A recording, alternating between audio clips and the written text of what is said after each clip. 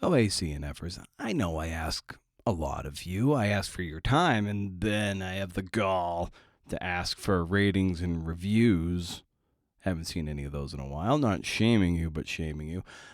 I mean, what an asshole. I ask you to then check out Pitch Club at welcometopitchclub.substack.com so you can get better at landing stories. It's the thing I wish I had when I was 30 years old and just starting to freelance and was so frustrated and bitter and resentful and not knowing how to do anything.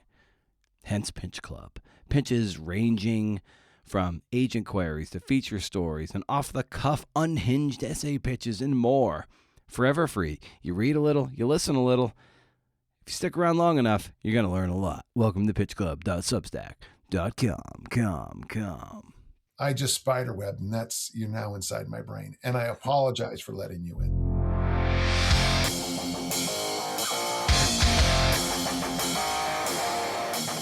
OAC and Efforts, the Creative Nonfiction Podcast, a show where I talk to tellers of true tales about the true tales they tell. Today we've got a bit of a curveball, maybe even a backdoor slider, a knuckleball even? I don't know, not really.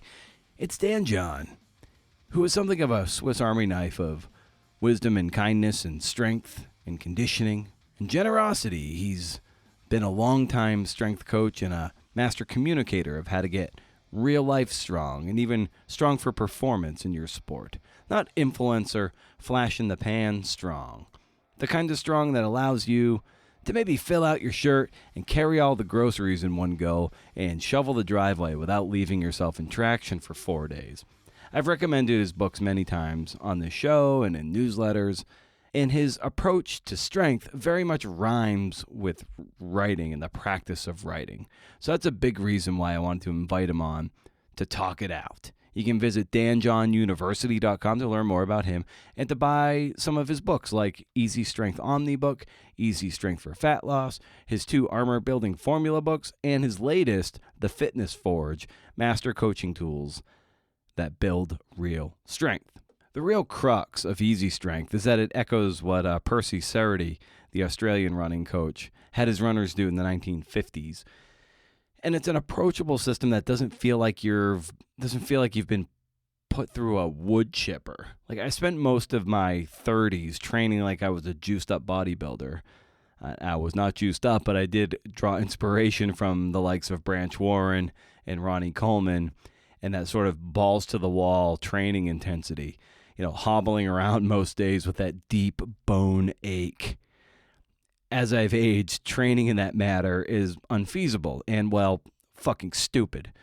Plus, Easy Strength is awesome for running, and I'm doing quite a lot of that these days. Show notes of this episode and more at brendanamaro.com. Hey. There you can read hot blogs and find out what episodes from the backlog you didn't know you were missing. And to sign up for my 2 very important newsletters, Pitch Club, which is at welcometopitchclub.substack.com, and Rage Against the Algorithm, which is at rageagainstthealgorithm.beehive.com, or you can just use the embed forms at brendanamaro.com. Hey. And if you're feeling real generous, there's also patreon.com/CNFpod in case you want to chip in and get access to the Flash 52 sessions and one-on-one calls with me. I'll even turn my camera off if you don't want to see my ugly mug. So Dan John has been a champion discus thrower, coming up on the coattails of the great throwers of the 70s, guys like Brian Oldfield and Mac Wilkins and Peter Schmock. His lifting approach has always been geared around utility, not necessarily aesthetics by and large. He's written many books like Mass Made Simple, 40 Years with a Whistle, Can You Go?, Never Let Go, and several others. Many of them are just available on the Big A. Others are available as PDFs through his website. And that's, again, danjohnuniversity.com. They imbue a sense of possibility, that things are achievable and that little and often over the long haul is doable and repeatable. If you're into fads, Dan's not for you. And he often injects so much personal anecdote and wisdom from a life of nearly 70 years into his work on the podcast. And he's been lifting for like 55 years or even pushing 60. So it's kind of crazy. He lives it and has lived it and continues to live it. And you can listen to him every week on his Dan John University podcast, where he answers listener questions every week. And sometimes it is repeat repeat questions as people kind of onboard, or some OG people just need to hear him articulate things again and again, because just hearing those things over and over again is very centering. And in some ways, he's very centering for me as well. Like even hearing him talk through something as simple as his daily pirate map, which is basically just a collection of these almost non-negotiable daily habits, a collection of like, I don't know, 5 to 10 things. And merely hearing him talk through that like defrags my computer, if that makes any sense. Like it just boils things down to a very simple aesthetic that it feels doable. And like, oh yeah, if you kind of lock into those core habits and do that day after day after day, week after week, month after month, like good things are going to happen to you. In any case, in this conversation, we talk about parasocial relationships, Marvel comics and Greek heroes, the spiderweb effect of his brain, the open culture thing he's into, little and often over the long haul, The Secret, being a slave to habits, parallels between lifting and writing, collecting the links, getting small, easy wins out of the way, inspiration being for amateurs, having skin in the game, and community making us great. You'll find Dan at Coach DanJohn on Instagram, and of course, visit danjohnuniversity.com to see if his books or his inner circle is right for you. He also puts a lot of really just good tutorials on YouTube, like how to do double kettlebell cleans and barbell clean and press. Just something very simple, like 30-second videos, and he shows you that technique. And I was like, oh, it's really helped me a lot. Hope you'll stick around for a parting shot on a job versus career. But now, let's get into it. Here's Dan John. Riff.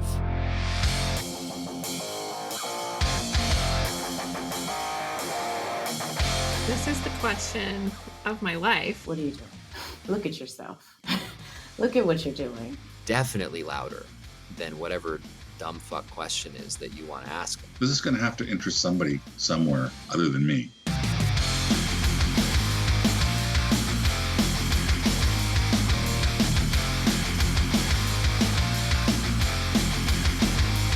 Well, hearing you talk about, say when we're done with this, you're gonna, go for a walk and everything, and it's one of those things. Like I've listened to the show forever, and I know, your adherence to walking, and specifically of late, making sure you get your 10,000 steps a day over the long haul. I've listened to the show for a while. I've read a lot of your books, and here we are talking for the very first time, like kind of digitally meeting ourselves. But it's like that parasocial interaction. Like I kind of like know a lot about you, even though we've never met. It's really bizarre, right? Yeah. Well, like people know when I say I'm going out in front because of that, my video opening, they know exactly what I'm talking about. Even though that's a bit dated. We don't have those cars anymore, but yeah. Yeah, and I love the fact that you are a really prolific writer on top of all the leadership you do in the weight training and strength training communities and whatnot.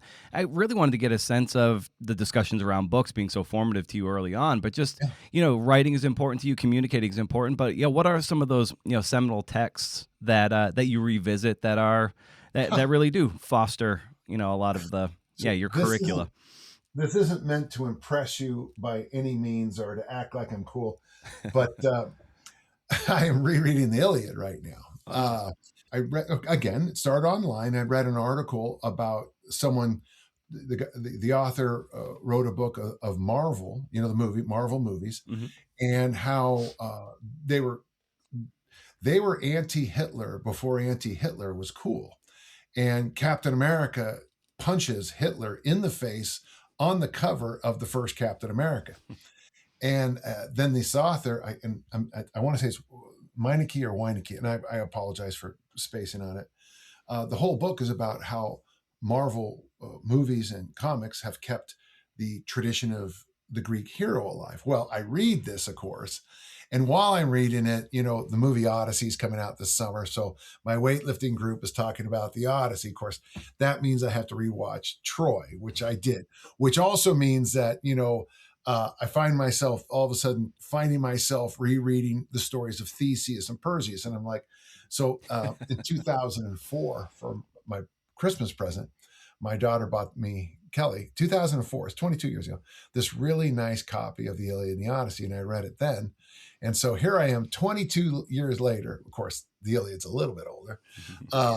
Yeah, I don't have an original, by the way, just so you know. I'm a little disappointed with myself. That's kind of how I read, if you don't mind. I let the spider web kind of happen. Sometimes I'll be reading somebody on something, and someone say, "Why are you reading that?" I'll be like, "Well, okay, so the book I'm listening to right now, the Richard Osman one, we're looking for something to watch one night. I think it's on Netflix, but it's got a real great cast. The guy who was Gandhi, Pierce Brosnan. It is a knock 'em out cast. Thursday Murder Club. So we watched this show, and I'm like, this is pretty good. Find out there's 5 books in this series. Read them all. Turns out he's got another book. One of my big philosophies of being a coach is throwers throw, jumpers jump, sprinters sprint. And when you get away from that, you kind of get yourself in some trouble. Well, readers read.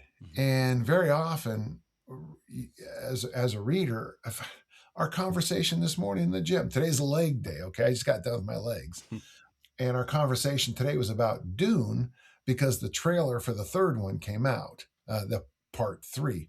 And of course, the online geekdom of, all things sci-fi hates it already because it's, it combines. I've already lost myself. I like Dune, the first book, didn't like the others. But that to me is what I want to be in a lifting community too. I want people who are well-read. I don't want, I don't want racists. I don't want crazy people. I don't want, I want to be in a community of people who talk about books and movie adaptions to books, and I enjoy the process. And to me, I guess there might be a better word than spider webbing, but that's how my brain can. So you read this, which gets you excited to read that. Earl Nightingale, the great speaker, used to talk about, you're a writer is when you're not finished, when you haven't even finished a book or an article and you're already thinking about the next one. And I always thought that there was a touch of genius in that, because as you're getting towards the end of a project, you're already thinking about what's next. And of course, and if you read success people, I would put like Tony Robbins, especially on that list. There's some others, obviously, I know Napoleon Hill and Carnegie and all of them. But one of the things that's very common in that thing is if you have this area of your life successful, it's real easy to have the other areas of life successful. And I find the same with writing projects. As I write, and all of a sudden that reticulating activator system, I think that's what it's called. You start to, your brain starts to see Achilles everywhere. You start to see Hector.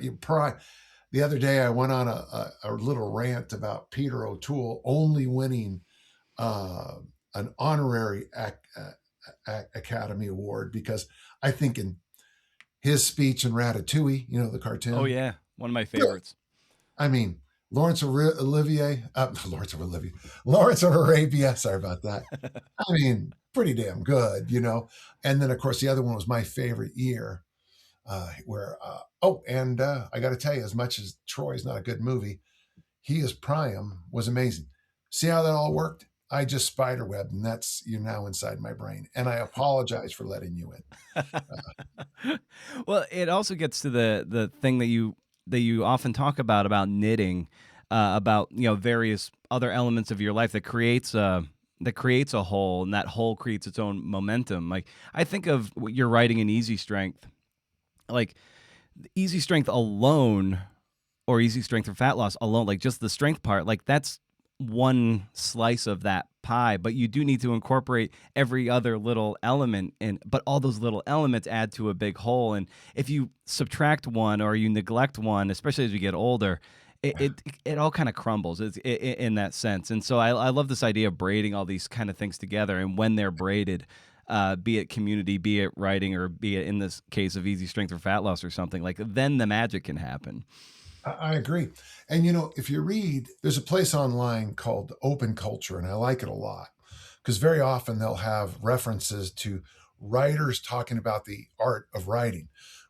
I think Stephen King's book on writing, if you're a big Stephen King fan, you might yell at me, but I think it's his best work. It's I awesome. mean, Yeah, it's great. he discusses, well, where he gets hit by the drunk driver, that section, where he came up, where he got the idea, Carrie, where he came up for the idea of Carrie.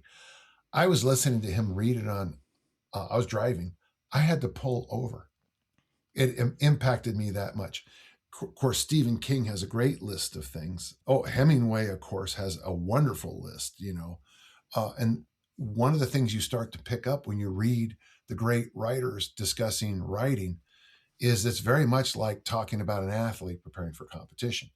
They take care of the things that, discipline's not this magic. It's not a light switch that you can just flick on. And I got to tell you, I think flicking on the writer switch inside your brain. This is where I write this. This is my computer. This is where I write now. But you open that Word document and there's nothing there. And 4, 5, 6, 7, maybe a year later, it's so packed that you need someone to edit it just to get rid of the extra stuff. But to go from blank to a couple, I don't know, 100, at least 100, couple hundred pages, if not 1,000, is such a leap, and you do it just the same way you get strong, bit by bit. Brothers Karamazov, little and often over the long haul is what my coach told me in college. And if there's a secret to writing, there is no secret. It's the same way of getting strong in the weight room or, being an outstanding distance runner. I mean, people who think you just go to the track and start cranking out laps probably have never cranked out a lap in their life, because running one lap, if you're untrained, it's pretty long ways. Yeah. Well, I love you bringing up the little and often over the long haul. Yeah, it's such a great ethic to live by, and so many other in the arts or in lifting too. So, in what way has that ethos allowed you to keep momentum in your writing and not get overwhelmed by the bigness of a project? Yeah, and well, he said two things at that meeting, and I think anybody who wants to be successful, and that includes being a good parent, good neighbor, good spouse, good child. The other thing he said was, make yourself a slave to good habits. And, I joke in some of my books about do you know how I quit smoking? I don't know if you know this story. No. Yeah, I never started. Yeah.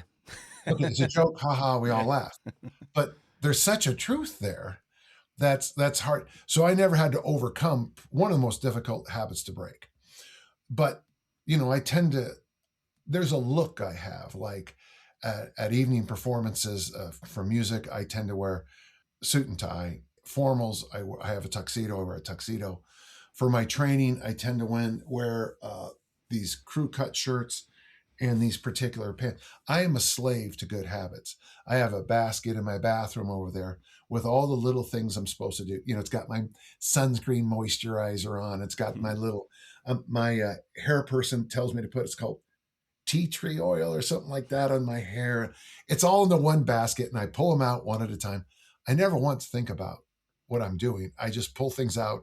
And then when I pull everything out, I put it all back in the basket and I look this lovely, Brendan. So there you go. You don't just roll out of bed and look like this. Okay. But so it's twin, okay, is little and often over the long haul. If you want to get strong, I would rather see you lift 3 days a week for 5 years than try to sneak it all into 6 weeks. If you want to lean out, I was an athlete for a long time, and I decided a couple of years back it was time to be a grandfather and not an athlete anymore. So I decided on £1 a month for as long as I can do it. And I tell you, it's the most boring. Nobody wants to do a £1/4 pound a week. It doesn't even measure on most home scales. But if you do it for 4 years, that's 48 pounds, and that doesn't come back on because your body has consistently adapted to it. Well, if you want to be a great discus thrower, Coach Mon, same day, he said, lift weights 3 days a week, throw the discus 4 days a week for the next 8 years. And I've never had an athlete ever that's folded his arms and said, 8 years. That sounds good. I'm with you, coach. Let's walk this together. No, they want the secret. And the secret is little and often over the long haul. And I know there's prodigies in every field, but even when you study it, that doesn't always work. I mean, I think Mozart gets thrown out as a prodigy a lot. You could probably say Yo-Yo Ma might be. Again, it's Perriman, the violinist, maybe, because he was on like the Ed Sullivan Show. One of the things people forget, though, is he also was one of the last people to ever get polio. So part of his story is this is what he could do. But in writing, maybe there's people who are like maybe a Dylan Thomas, maybe I don't know if you ever heard of Bill Shakespeare. He was a big deal a couple of years ago. Heard of him? Yeah, a little bit. I mean, clearly there are people who are outliers for the volume of things. I'm sure you could throw Susan Collins in there too, because the volume. But most people I know who get into writing or even reading, the prodigy is the ability to do the work. The secret is there is no secret. Yeah. Yeah, to do the work, a lot of people I've heard the phrase like they want to be the noun without doing the verb. So they want to be a writer without doing the writing. What for you? What are the maybe the routines you have in place so you can knock out a few hundred words on a given morning? I wasn't expecting this, but yeah, let me show you. So one of the things, we're not video, are we? No, yeah, it shows video, but only records audio. Okay, then I will just explain. So one of the things I'm a big fan of manila envelopes, those big manila envelopes. And one of the things I did this as a teacher and I do this as a writer is if I have an idea, one of the first things I do, this one, in fact, this is an older one, but this one is entitled Dave Davis, okay? And then I Xeroxed off everything I ever could find out about Dave Davis and how he recommended strength training for throwing. And then what I do after that, back then I talked to Brian Oldfield, who knew Brian's no longer with us, but I talked to him about Dave Davis. I got some insights about Dave Davis. And then I had a chance to talk to Al Feuerbach, the great shot putter, who knew Dave Davis. And he only had one or two things, but it was great. And then I start making notes, and then all of a sudden I'll find this, and then I'll take a piece of paper of a program. Bish Dolagevich's program was a very Dave Davis. And all of a sudden, I'm sorry, folks, for the throwing and weightlifting references, but this is just the example. But all of a sudden, this manila envelope begins to get a little life of its own. I'll have little scribbled notes, which sometimes I have to rewrite because I scribbled it. And then I have to make sure I write it clearer so I understand what it is. And then if I find things, I'll print them off and put them in there. And before you know it, you might have 6, 7 pieces of, all kinds of pieces of paper, from backs of envelopes to maybe a napkin from a party. And you throw these things together, you take them apart, and you will just see. You'll just see the links and the connections start to happen. And of course, that's I wrote a thing for my college students years ago called Collecting the Links.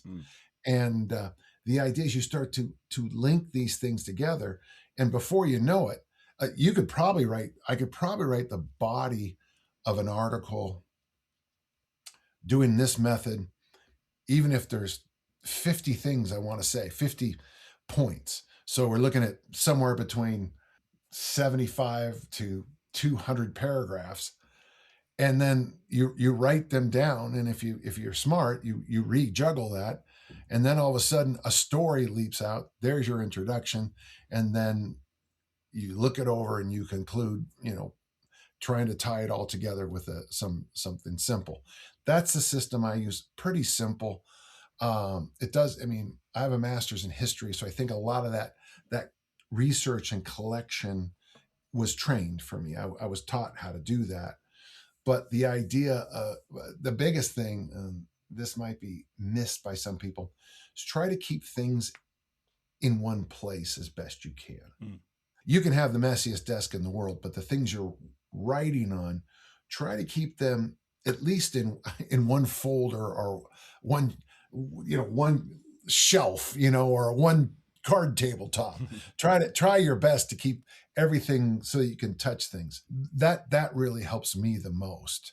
And then, of course, the other thing that really helps is I love the new way to say this is N equals 1, but I love doing experiments. I love trying out a stupid idea and then share. There's a lot of ideas, we won't talk about the bad ideas, but sharing it with a few people, and then all of a sudden you have the story of the experiment, you have this workout, the story of how it came to be, the results, how happy people were. Here's what we think is the best way to do it. Try it out. And that's a magazine article, and that's a online article. That's 5 blog posts. Yeah. Yeah. What do you find people most resonate with your work? This is the feedback I get. I give people solutions for their problems. I'm a bit of a problem solver. I like solving problems. It comes to me. I enjoy it. So most of my clients now, most of the people I work with, I'm not working at the college level anymore, which is really different. But most of the people I interact with online and are over 40 years old. Very often they have a couple kids at the house, full-time jobs. They got to mow the lawn. They got to shovel the snow. Their washers and their dryers break, and they want someone that's not going to tell, nothing worse than, you go online and there's a 21-year-old guy with 6-pack abs. If you're 21 and you don't have 6-packs, that's on you, bro. That's, they're already on drugs, and they put makeup on, and there's a thing now called looks maxing. My grandson was telling me about it. I'm just this guy, I'm almost 69, and I understand what it's like to be busy. I've had to work extra jobs to get my kids through school. My audience likes the fact that I respect that what they can do is the best that they can do for right now. And if they had this magical sudden $50 million pot show up and then they could hire a cook and a personal trainer and have their own home gym, and I have a sauna and a hot tub, but all these other tools and daily massage, and you have all kinds of high tech chemicals and stuff. Yeah, okay, good. You could look better on that, but you're trying to raise kids and you're trying to keep your life together and you're trying to pay for insurance. Here's a program. That's the most positive feedback I get, and honestly, that's kind of knowing that I make a difference in people's lives. Our family mission statement is make a difference. The 3 words, make a difference. My daughters came up with that. We talked about this. This would be right after 9/11. So this is 25 years ago. We had this family meeting. Tiffany of blessed memory, she's no longer with us. She saw the second plane go. She was in Manhattan and she saw the second plane go in. And I think as candidly as I can, I think it destroyed her life. I think the impact, I don't think she ever totally recovered. And so my daughters and Tiffany and I discussed that. It was make a difference. My personal mission statement comes from Jesuit High School in Dallas. Be a man for others, and I take those to heart.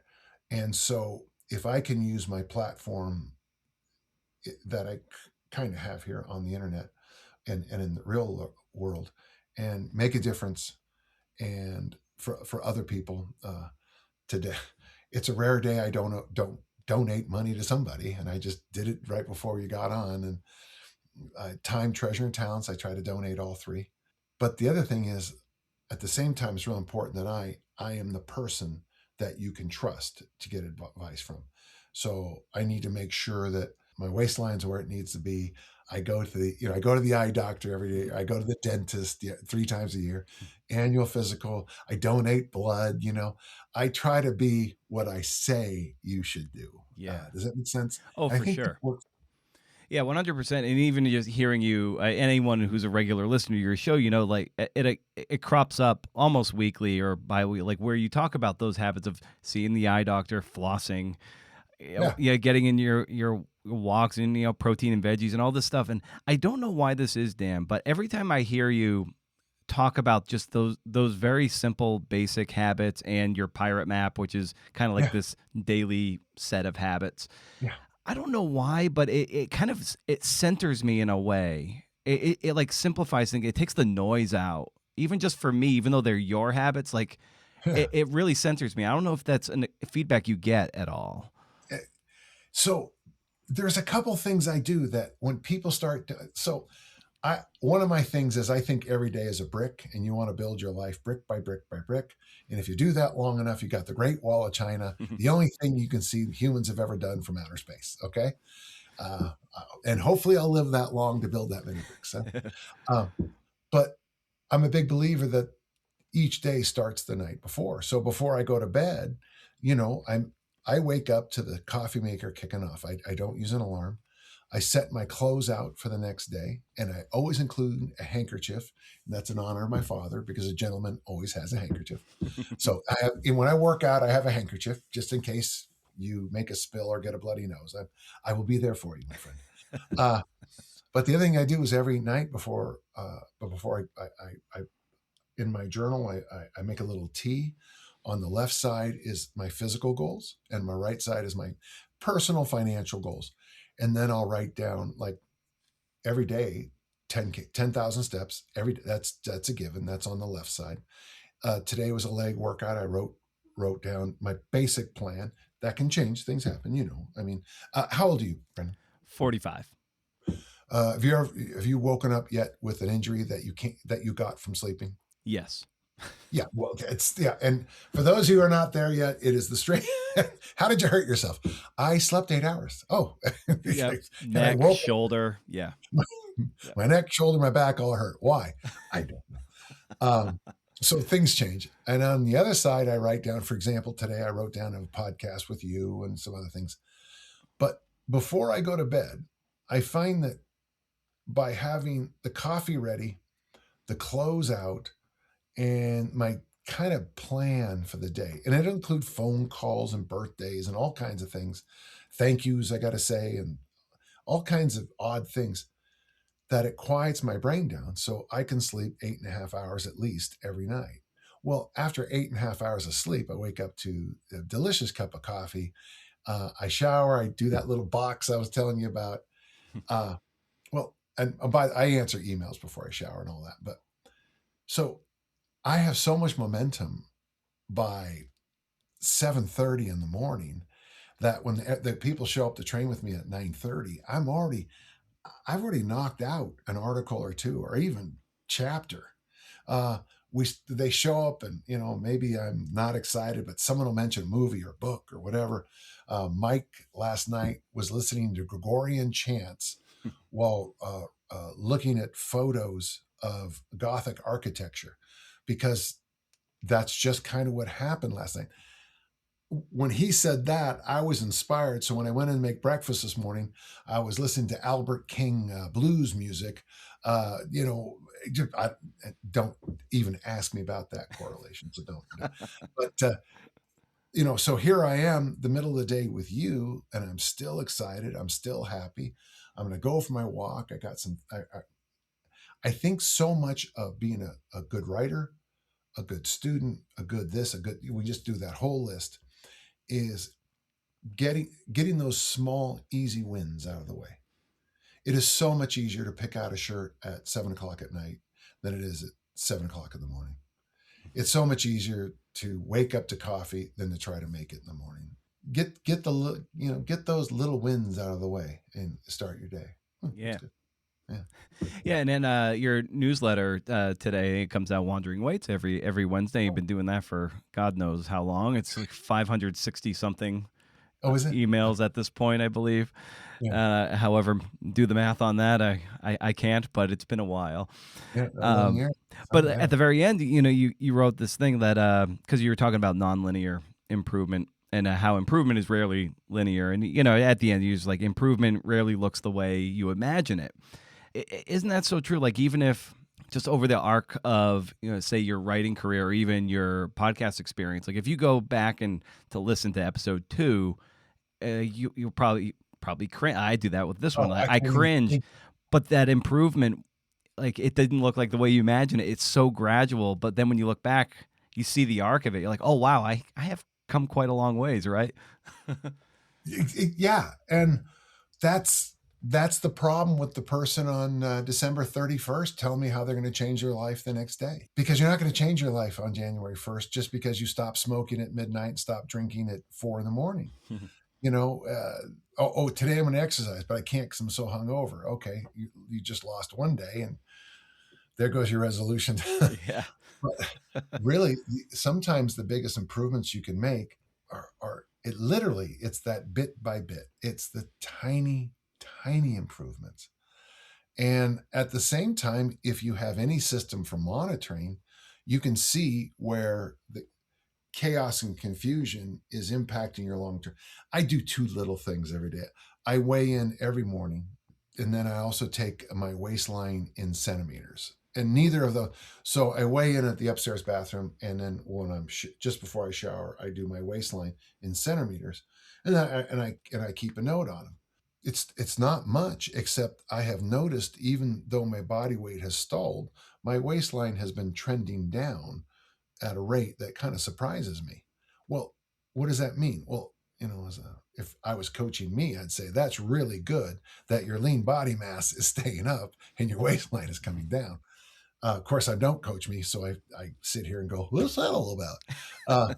So I like what you're saying about it's not only is it the small, almost unseen. In fact, truthfully, maybe the best improvement is when we don't see it at all. Now, as a track and field guy, John Powell used to always say, yard by yard, it's hard, but inch by inch, it's a cinch. If you add an inch to your shot put every day, well, God, wow. I don't think that's possible. I mean, I just don't, you'd be the world record holder within a season or two, Yeah. But in adding an inch or adding, like, I'll just say, make it easy, but add a kilo to your lift, 5 pounds a week, 10 pounds a week, you would be so freakishly strong so fast that the human body couldn't support it. It's also you can take it and you can tie it back into any field. I mean, even something as simple as love, I sort of miss the way I used to crush. If you go back to my teen years, I would get a crush on somebody, and, without the experience, I could never love somebody as much as somebody had a crush on in the 8th grade. Right. Right. You can never do that. And yet, I've got 5 grandchildren, and 2 are still basically babies. Daisy will turn a year in just a few weeks. The second they pop their eyes and you see them for the first time, you're madly in love with them, and when you're in relationship, I always find it interesting when someone says, when you talk to somebody about they're going to get married, and then they have these plans, and it's like, humans plan, God laughs. If you think love is going to improve geometrically, how could your heart hold it all in about 6 months? And you'd become a stalker, wouldn't you? Yeah. I can't live without you. It's in this line of work, be it in the arts or even in strength training and everything too, and being the way social media is, there's often a lot of, and I've experienced this too, where you kind of look over your shoulder and sometimes you feel a little crummy in comparison. I have like envy and jealousy hackles that I'd like to think I've somewhat matured out of, but they're there, and it's very hard to get out of that comparison trap. And I wonder for you, Dan, just over the course of your career too, and how you've seen the arc of the fitness industry, and even in your own writing, how you've managed to try to outgrow those feelings and not look over your shoulder and really kind of focus on your own race and your own making a difference. I'd like to lie and tell you it doesn't bother me, but I'll do podcasts for people, and we'll start talking, and I'll read the comments, because a lot of people don't monitor their comments, and they're just cruel things. My biggest issue with this younger generation, they have no concept of history, and so they just think that if you found it online, it's always been around, where really a lot of things have always been around loaded carries. I mean, there were farmer walks before, obviously, because there were farmers. They're very recent. The bench press is extremely recent. The hardest thing for me, it's the barrier to entry in my field is very low. I mean, it's one step up from. I got to be careful what I say. I'll say to being a plasma donor is there, and I got a friend who does it all the time, and I have great respect for it. But the barrier to entry to being a plasma donor means you have to, basically have an arm, And again, I'm not being. It's important. I'm just saying the barrier to entry to being a brain surgeon. These are both medical things. There's a vast jump, right? Mm-hmm. It's kind of like, I don't know if you ever had to deal with high school poetry writing, where everything, they make Hallmark cards look sophisticated. The barrier to entry in getting writing high school poetry, piece of paper and a pen. To selling a poem to New Yorker, or the leap is enormous. So one of the things that I just have to constantly remind myself in a personal note is, because it's so easy to get into my field, I got to tell you, there are, especially on the female side in fitness influencers, there are some absolutely movie star quality, beautiful women who give fitness advice. I mean, truly stunning. And they're going to have a lot more followers than I am, because I'm an ugly ass old man. So there you go. And I have no, and I'm okay with that. So one of the things that helps me is just go, it's kind of like raising kids, It's 9 o'clock. They finally fallen asleep. You breathe out for the first time all day. You steel yourself, because tomorrow's another day. And I kind of have, that's for me, it's that day in, day out kind of just do the work, which is actually pretty good for advice for any writer. You got to do the work. A number of my friends do that. Have you ever heard of daily pages? Yes. The Julia Cameron's, morning pages. Yeah. Morning pages. Sorry. Morning pages. Mm-hmm. I apologize. Where you just write for 20 minutes or 3 pages or whatever, how it works out. A number of people I know who've started doing that have found that they've actually started really expanding their writing into a whole bunch of different ways. And of course, as a track and field coach, my first thing would be runners run, throwers throw, writers write. And just because you write 3 pages of, psychopathic babble about wanting to kill your upstairs neighbor, and you hate the neighborhood cat, and you all these kids and their hippity hoppity and whatever, that's fine. That's great. It's still writing, and it's okay to write. And maybe every so often you'll get a gem. My professor, poetry professor at Utah State, Ken Brewer, who was just marvelous, he was a big believer in the same idea, and then go in with a red pen later on and then just circle 2 words. And then you take those circled 2 words here and there, and then you write those down and see if that inspires anything. He started an entire series. It's called Mongrel. It's about a dog who wanders around the cities, very much like the coyote thing here in the Southwest. It's just lovely. And a whole series of poems about a mongrel dog making observations on humans. It's just wonderful. There's another writer who did that with his lawnmower. It's a series of poems called Snapper. His lawnmower was a snapper, and how it always failed him and how it kept breaking down.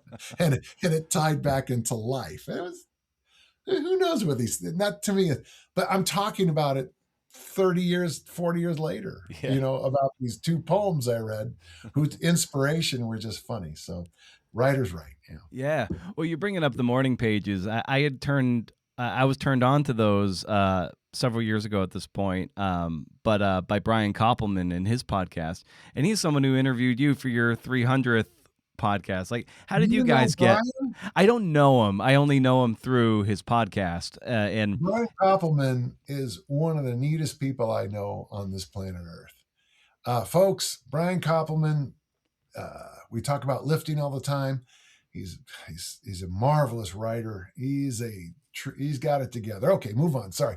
Brian Koppelman. Yeah. Yeah. Like, I just wanted to get a sense of, how you came to know each other, and it basically entrusted him to take the reins of your show for an episode to interview you.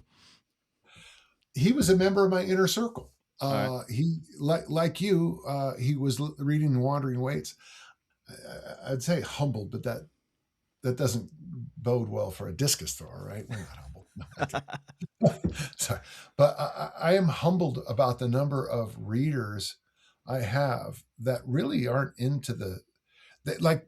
I have a lot of readers who don't weightlift, but they like the vision and the nutritional advice and the sleep advice and and the be a decent human advice. And Brian and I knitted at that level, and we talk quite a bit. In fact, we just texted each other not long ago. Yeah.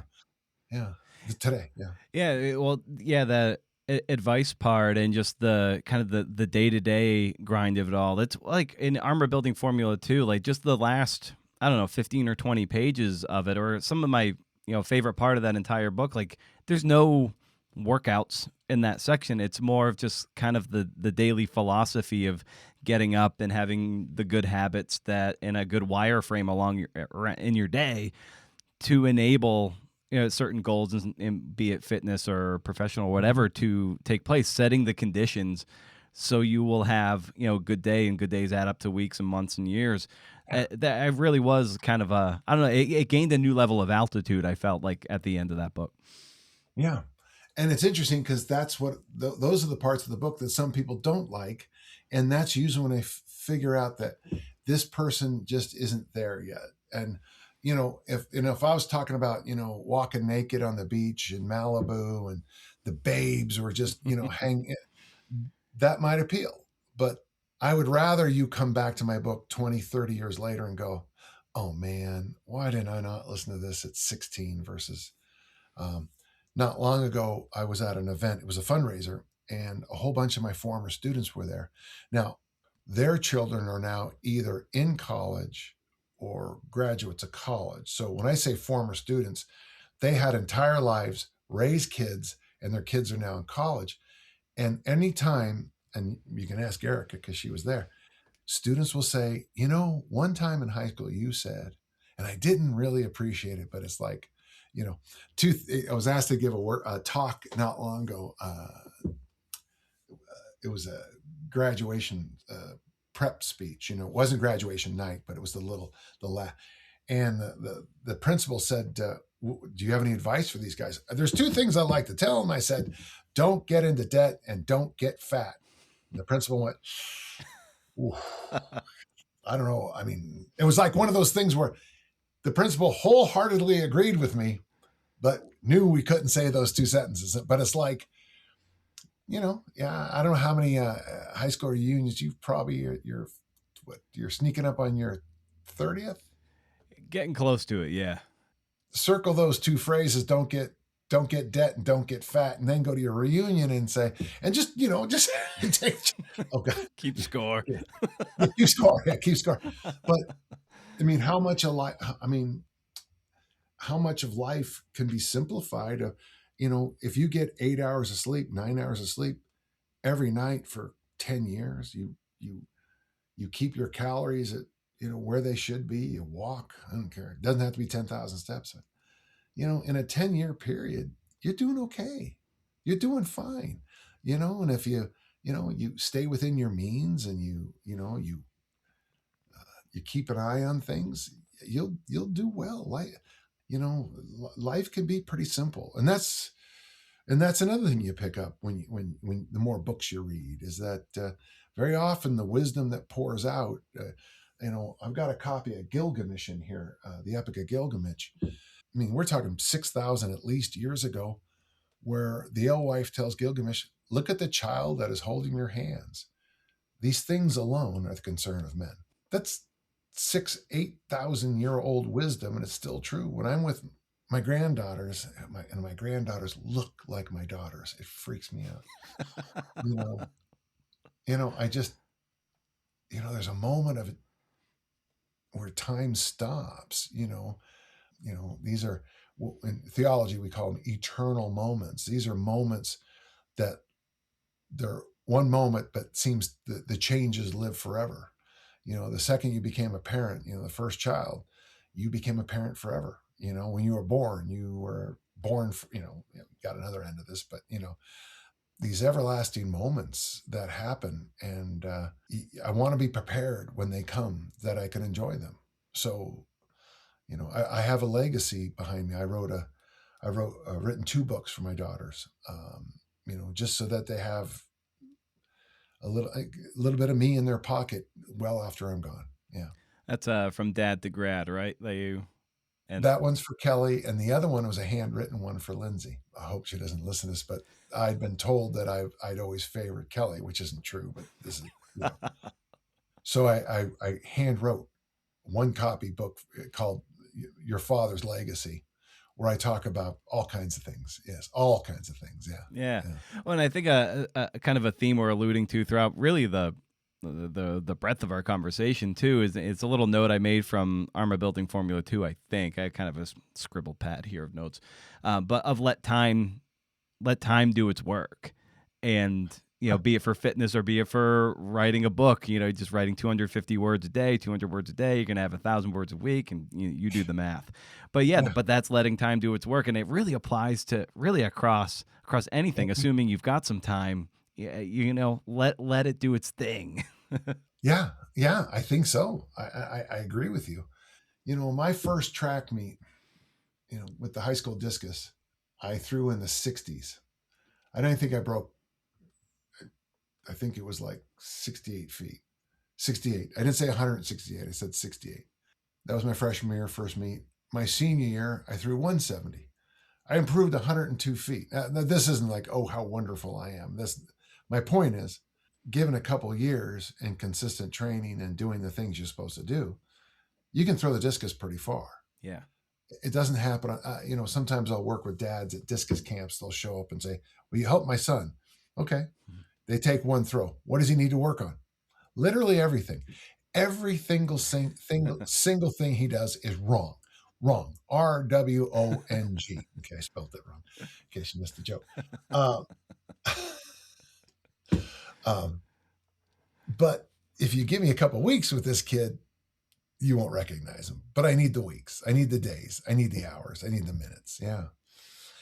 And I would say one other thing, and I want to make sure we don't forget this, is that I was a poorly paid Catholic school teacher here in Utah.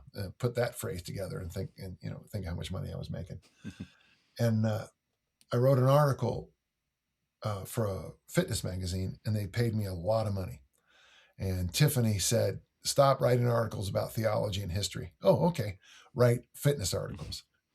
One thing that's really helped me as a writer is that since probably 2006, probably the better part of 20 years, I make this house, this office, this sauna, the cars, the flights, the food are paid by writing. And it's a great, it reminds me of that. You hear it a lot, and I don't know who said it first, but inspiration is for amateurs. My inspiration is, I got a mortgage. Right. My inspiration is, this little war is driving gas prices up. I gotta put some gas in that car. So I don't know where this fits in, but do you have a lot of writers on this on your platform? Yes, almost exclusively. Yeah. So those of you who struggle with inspiration, it doesn't have to be financial. It can be anything. It can be something as simple as, do you know the sometimes called the betting diet or the dare diet? If I don't lose 10 pounds in a month, I'll eat this can of Alpo. And Alpo, you know that smell Alpo has? Yeah, oh yeah. Or if I don't write 1,000 pages in a month, I'm going to write a check for 1,000. In fact, I would give you the check, and you'll just mail it in to a group you're completely opposed to. But I think sometimes you got to have, as a writer, some skin in the game. And I don't know what that means. Yeah. But for every listener.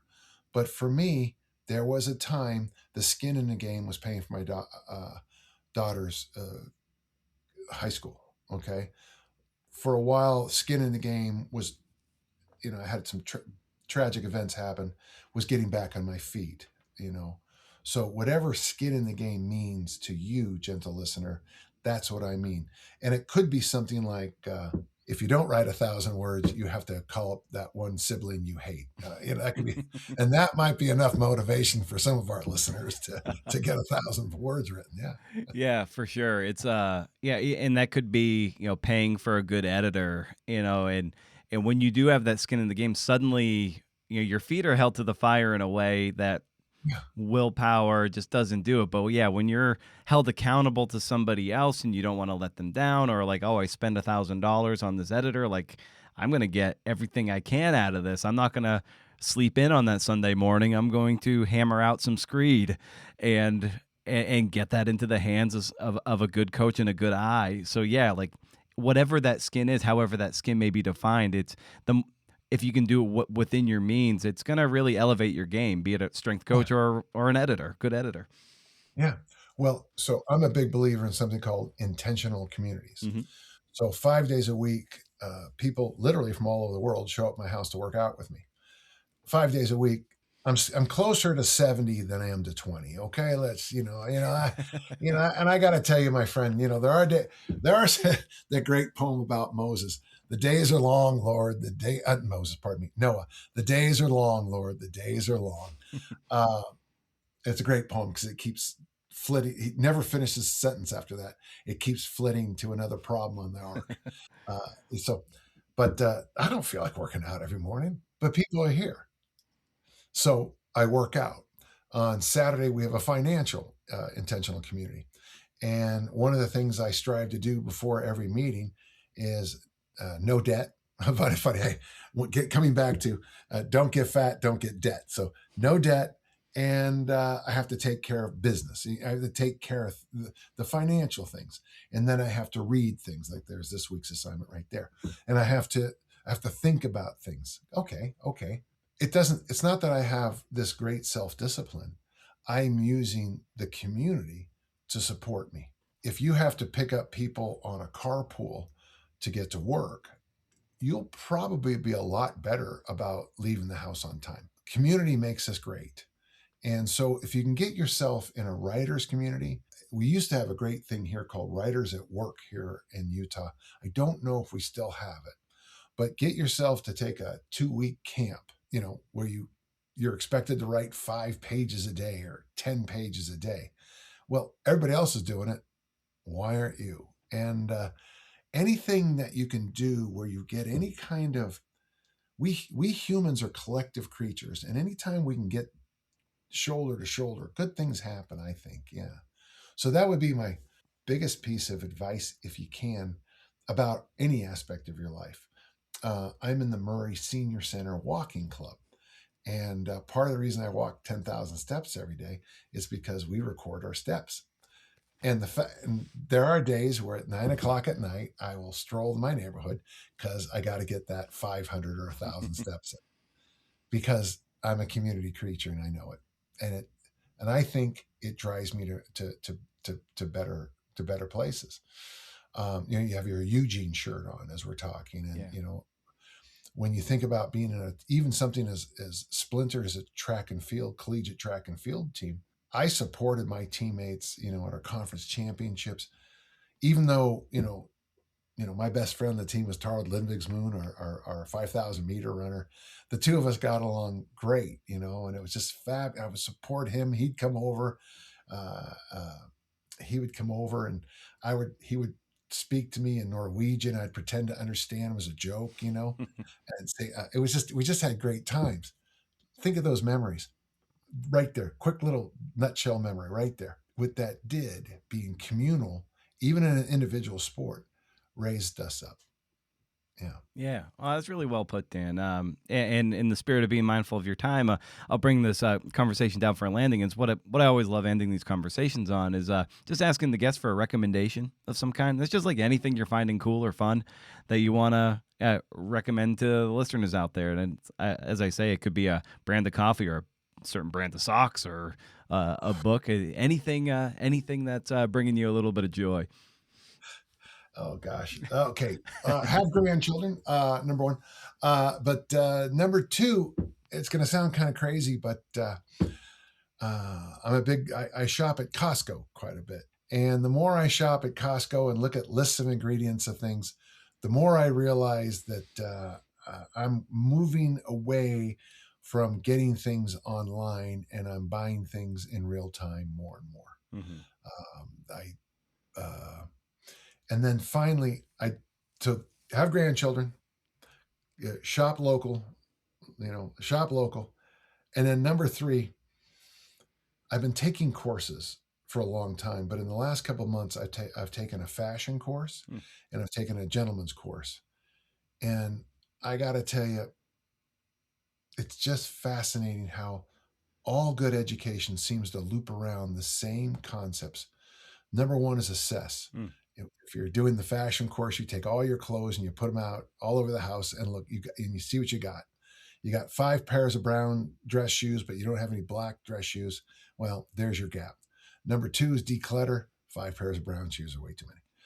And the third thing is you fold your arms and you look at the gaps and you march forth.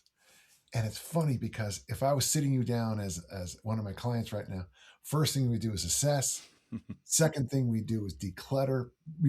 Maybe your fridge and your pantry first, but declutter. Get some of the nonsense out of your life, And the third thing is, okay, now let's go. It's just funny how learning always seems to come around the same ideas. Yeah. By the way, if you think about the way I write, first, I throw all that stuff in one folder, I declutter, assess, and go. I don't know. Just a thought.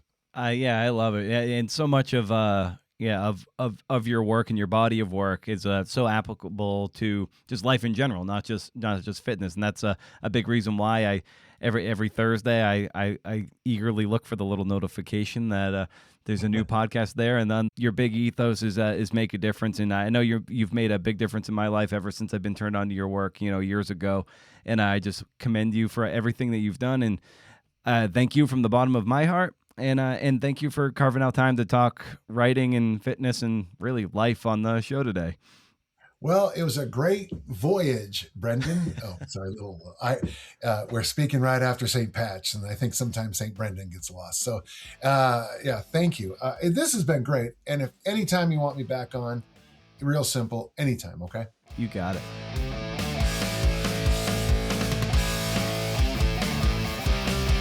Yes, awesome. Wasn't that great? I think it was a little different than maybe your more classic creative nonfiction podcast episodes, but I really loved it. I love that guy. He does make a difference, puts a lot out in the world, and I hope you go celebrate and pick up some of his books at danjohnuniversity.com. They're very affordable and a lot of wisdom, not just great fitness advice. Good stuff. Make sure you're following the podcast, subscribed at Creative Nonfiction Podcast on Instagram. Welcome to pitchclub.substack.com to sub up there. Platform for me is currency. I like to keep it all free, baby, which kind of dovetails nicely into this parting shot about a job versus a career. I was talking with my lady wife the other day about how much of my labor is free labor. Like, I've been out of a job for a long time, but it doesn't mean I don't work. I feel like I work more than ever, but almost none of it is paid. This is a problem in a capitalist society, man. My long game of all of this is the more I give away, the more value I offer, the platform will grow, and I can, in theory, leverage that for book contracts. Yeah, I don't need that coveted and nebulous 6-figure book advance. I mean, it's a nice to have, not necessarily a need to have, because for the most part, we live pretty frugally around these parts, except for the increased care of our elder dogs who will bankrupt us.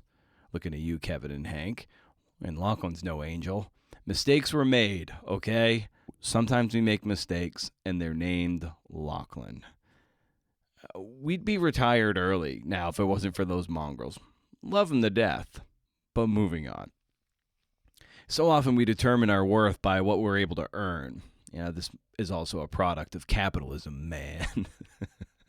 Even if we're creative people and our living is based on that creativity, when you do 90% of your stuff unpaid in the hopes that you'll get paid in some indeterminate future, it can feel like a giant waste of time. Just the podcast, for example. I invest a lot in this, money, but also time.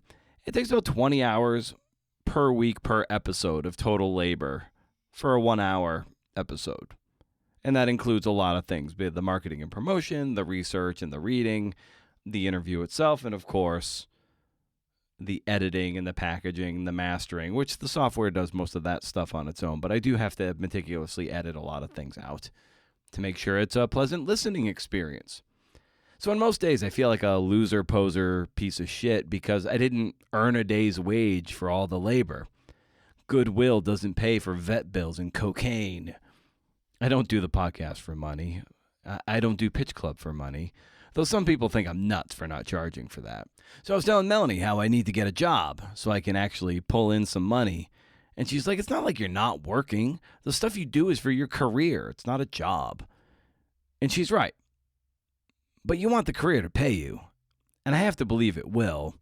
But belief doesn't afford cocaine. I don't want to have to go back to snorting Adderall. But in all seriousness, I just want to feel like I'm contributing to the household in a meaningful way. To which, Melanie says I do. I mean, I do what you might consider the classic feminine roles. I'm deeply flawed in this manner, as Melanie will attest. But I do cook and clean, and I run all the errands. I make appointments. I do some, but not all, of the laundry. I do the yard work, feed the hog, and more importantly, look the part. Am I right? So I do contribute in ways that cut against the grain of your classic gender roles. It's just, I gots to make that paper. I mean, some paper. Plus my wife's job is killing her, and I think this is the crux of it. And I'd love nothing more than to give her the freedom she's afforded me for the last 15 or 20 years. She'd get a new job quickly for sure. But maybe she could not shoulder so much of the monetary pressure of keeping the household up and running, and keeping the health insurance, ensuring our health. That's my dream. That's kind of my motivation for making more money, but it doesn't work, and I've been in limbo for a long time. So when I don't make any coin, I feel like a mooch, a deadbeat husband, like one of those loser guys that complains that the world is out to get him, while the wife does all the work of managing and keeping the house. So that's the struggle of a job versus a career. But man, I sure as hell need a job up in this career, It's time. I need a new book to cook, dude. Stay wild, CNFers, if you're hiring. And if you can't do interviews, see ya.